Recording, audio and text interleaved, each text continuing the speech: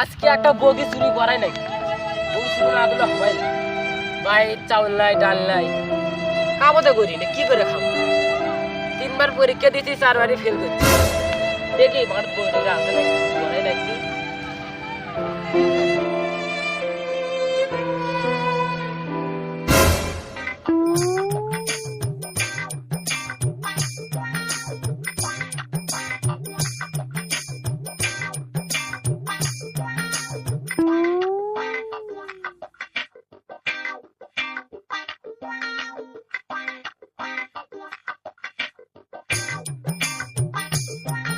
ধর ধর ধর ধর